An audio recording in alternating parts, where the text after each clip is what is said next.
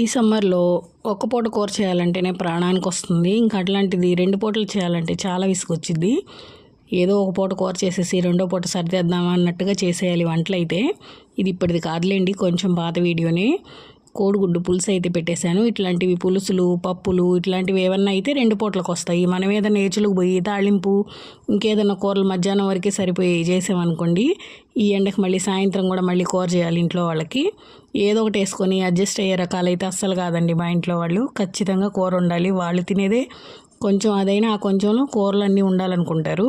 ఇంకా అందుకోసమని నేను తాళింపులు అట్లాంటివి పెద్దగా తక్కువే. ఎందుకంటే పప్పు ఇట్లాంటివి ఏంటంటే 2 పూటలకు వస్తాయి. సైడ్ డిష్గా తాళింపు చేయాల్సిందే, కానీ మెయిన్ డిష్గా అయితే తాళింపు చేశానంటే అయిపోతుంది నా పని.